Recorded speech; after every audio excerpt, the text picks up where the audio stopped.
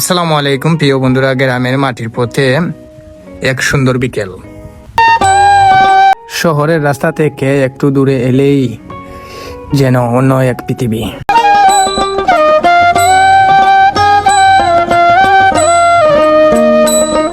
চারিদিকে সবুজ ধানের মাঠ। এই চারিদিকে বনের মাঝখানে এইটা কৃষক ভাইয়েরা তৈরি করেছে, খুবই সুন্দর। বাঁশের ব্রিজ, নিচে দিয়ে পানি চলতেছে, খুবই ভালো লাগতেছে। খুব অসাধারণ, কিন্তু গ্রামের মানুষগুলোর কাছে এটাই পথ চলার সঙ্গী।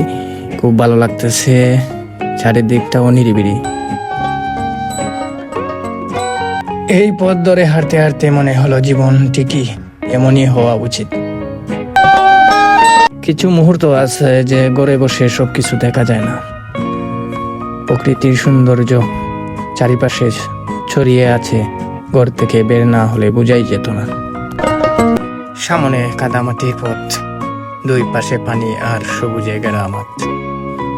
পথটা হয়তো খুব সুন্দর নয়, কিন্তু এই পথে প্রতিটি মাটির গন্ধে লুকিয়ে আছে গ্রামের হাজারো স্মৃতি। সেই স্মৃতিগুলাই নিয়ে আজ এই ভিডিও।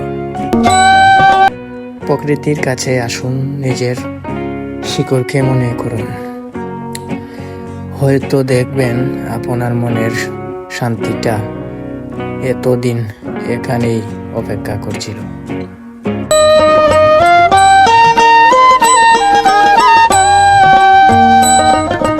হাঁটতে হাঁটতে চোখে পড়লো পানির মাঝে ফুটে থাকা শাপলা আর ছড়িয়ে থাকা সবুজ পাতা। প্রকৃতির যেন নিজের হাতে সাজিয়ে রেখেছে এই ছোট্ট এলাকাটা। পুরো এলাকা জুড়েই শুধু শাপলা, দেখতে কত সুন্দর সবুজ পাতা, খুবই ভালো লাগতেছে।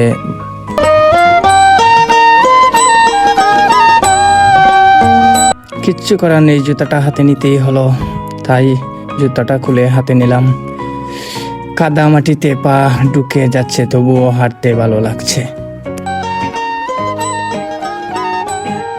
এই মাটির সঙ্গেই তো আমাদের জীবন জড়িয়ে আছে, খুবই ভালো লাগলো।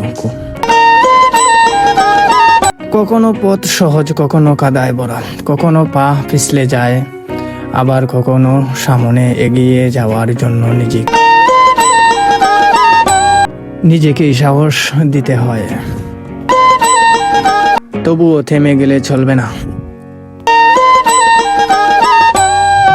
আলহামদুলিল্লাহ, এমন সুন্দর প্রকৃতির মাঝে কিছু সময় কাটাতে পারাটা আল্লাহর অনেক বড় একটি নিয়ামত।